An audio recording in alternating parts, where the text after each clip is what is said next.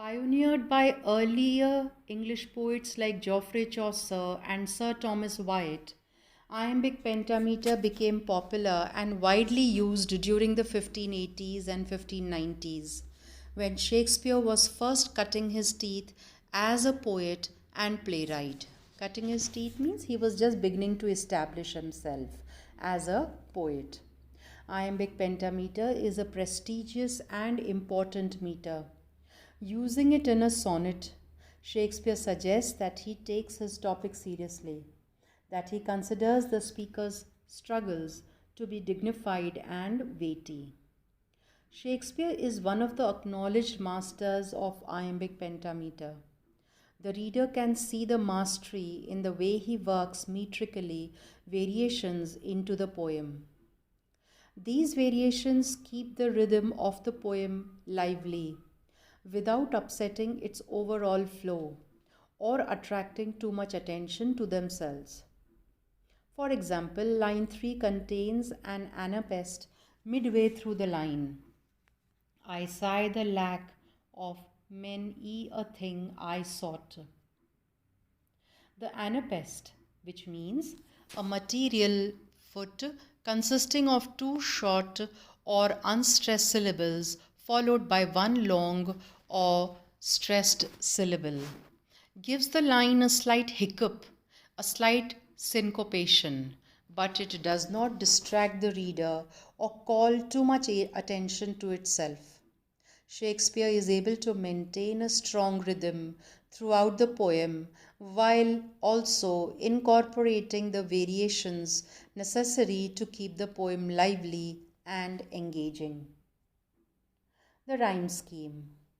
Sonnet 30 is a Shakespearean sonnet. All Shakespearean sonnets have the same rhyme scheme: A, B, A, B, C, D, C, D, E, F, E, F, G, G. In other words, even though the poem is one continuous stanza, it can be broken up into smaller units. The first 12 lines divide into 3 rhyming quatrains. The final 2 lines of the poem are a rhyming couplet. The poem thus shifts formally between lines 12 and 13. In his sonnets, Shakespeare habitually exploits that formal shift. The final 2 lines of the poem become a place for the speaker of the poem to reflect on the previous 12 lines, sometimes reinforcing their arguments, and sometimes, as in Sonnet 30, using them as a place to introduce new ideas.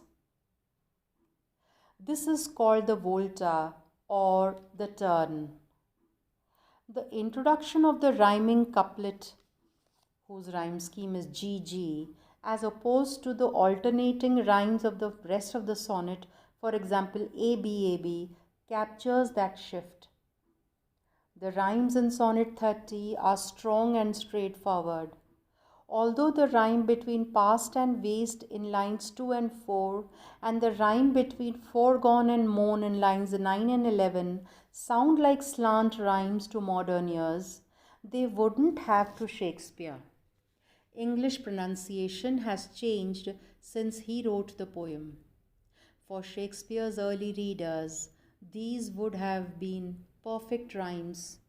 The formal polish of the poem, with its strong iambic tension, with the speaker's powerful sense of disappointment, even despair.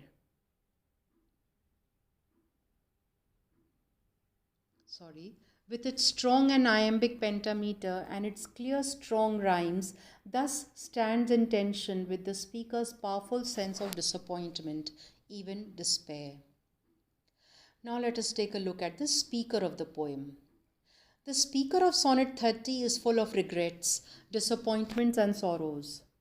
Over the course of the poem's first 12 lines, the speaker outlines those griefs in detail moving from frustrated ambition to grief over the deaths of precious friends.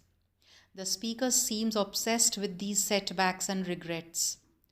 They don't get easier over time.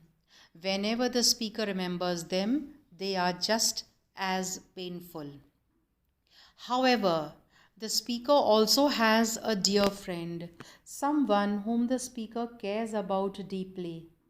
And the speaker feels so strongly about this dear friend that just thinking about them is enough to wash away sorrow, loss, and regret. In the broader context of Shakespeare's sonnets, a sequence of 154 poems, this dear friend is a beautiful young man with for whom the speaker has a deep homoerotic passion and with whom the speaker has a complicated, difficult love affair. At the heart of Sonnet 30, then, is an eloquent testament, meaning proof, to the power of love, which, as the speaker argues, can repair any injury or disappointment. It is worth noting that many readers treat Shakespeare's sonnets as an autobiographical document. In other words, they assume that the speaker of the sonnets, including Sonnet 30, is Shakespeare himself. There are some hints in the historical record that line up with the arguments and characters that appear in the sonnets. But there is no evidence in the poems themselves that they are autobiographical or even written directly in Shakespeare's voice. Additionally, much of the narrative or story that critics see in the sonnets depends on the order in which they are first printed in 1609. But there is no evidence that Shakespeare was actually involved in the publication of his own poems. Many critics suspect the 1609 edition of being a piracy. So the reader should be cautious when attempting to read Sonnet 30 or any of Shakespeare's other sonnets as evidence about Shakespeare's own life. The setting of the poem. In the opening lines of Sonnet 30, the speaker describes summoning up to the sessions of sweet silent thought, remembrance of things past. In other words, the speaker is remembering things, bringing memories forward as though they were on trial at a session, a court proceeding. The setting for the poem is thus the speaker's own mind and memories. The speaker spends most of the poem sifting through these memories, going over all of life's disappointments and griefs. The speaker obsesses over these setbacks. Indeed, they are so powerful that the speaker can't let them go and can't look beyond them. The speaker feels trapped in memory, unable to see the world outside. The poem never situates the speaker in a place or a broader setting. Even when the speaker remembers the dear friend, the love that restores all losses, the speaker still does not turn outward, does not rejoin the world through, for example, descriptive imagery. The poem's setting is thus the claustrophobic, circumscribed world of the speaker's mind. Circumscribed can be understood as limited to the sphere of the mind. Now, the literary and historical context of the poem. First, the literary context. The sonnet originally developed as a form of popular song. During the early Middle Ages, it was sung in Italian taverns. It's hard to imagine it now that the word sonnet is almost synonymous with elegant, refined love and poetry. But the sonnet started its life as a drinking song. Now, a tavern, dear students, is a place where alcohol used to be sold, and men would go to that place and drink in groups and talk about various topics. And when they got too drunk, sometimes they would also begin to sing. However, Italian poets like Petrarch and Dante made the sonnet their own. They wanted to write poems in their own language, not Latin, and so they turned to the sonnet as an appropriate Italian form. These poets also gave the sonnet its distinctive content and themes. Now, when you talk of these poets, we are talking about Petrarch and Dante. They were both ancient Italian poets who wrote in the Latin language.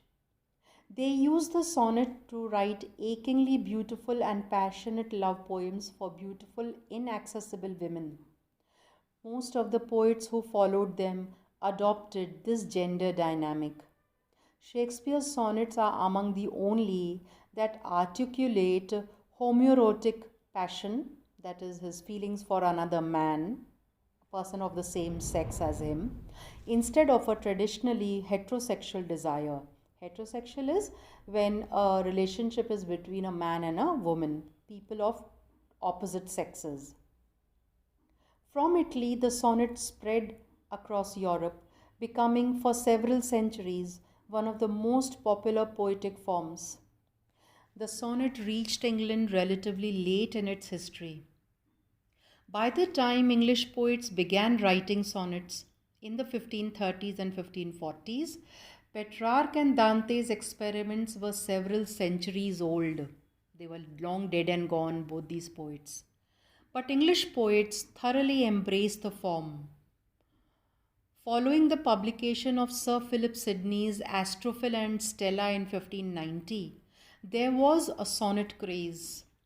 For about 10 years, English poets, including Edmund Spenser, Thomas Watson, and Shakespeare himself, churned out sonnet sequences. We have already looked at the sonnet Ice and Fire by Edmund Spenser earlier. Although Shakespeare's sonnets were not published until 1609, well after the craze had burned out, they were written at the height of the form's popularity. Perhaps due to their late publication, Shakespeare's sonnets were not widely read until they were republished in 1780. Today, Shakespeare's sonnets are considered to be his crowning poetic achievement, and sometimes people even read them as a powerful record of his own sexual and emotional life.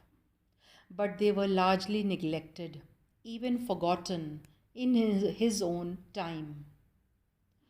The historical context. Shakespeare wrote Sonnet 30 sometime in the 1590s. Scholars are not exactly sure when. The 1590s were a time of relative peace and prosperity in England. Queen Elizabeth, the country's ruler, was at the height of her power. She had certainly defeated the Spanish Armada, a huge Spanish fleet. The kingdom was secure from foreign threats, and its internal affairs were firmly under control. This gave poets the freedom to focus on matters of the heart, and some of the most famous love poems in the English language by poets like Edmund Spenser, John Donne, and Shakespeare himself belong to this period.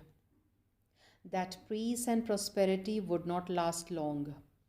After Queen Elizabeth's death in 1603, the country began a long slide into religious factionalism, that is, breaking up into smaller groups, that ended in a bloody civil war in the 1640s and 50s.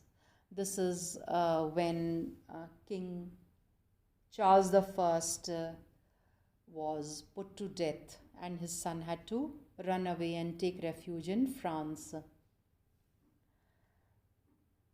Some scholars have speculated that the sonnets were written in response to a more immediate set of circumstances. In the early 1590s, the theatres were closed during an outbreak of the plague, महामारी जिसको हिंदी में कहते हैं. It is possible that Shakespeare began writing these sonnets on commission from the family of a wealthy aristocrat, the young and spoiled Earl of Southampton, who had refused a wedding orchestrated by his guardian. Indeed, the early sonnets do urge a beautiful young aristocratic man to marry and have children. In this account, Shakespeare would have begun the sonnets as a way to make up for lost income while the theatres were closed. If that is true, though, it is clear that things got out of hand pretty quickly. It does not take long for Shakespeare to give up urging the beautiful young man to get married. Indeed, he seems to have fallen in love with him himself.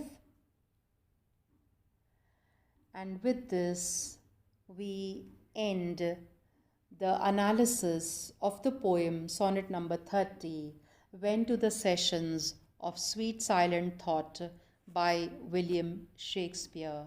Thank you.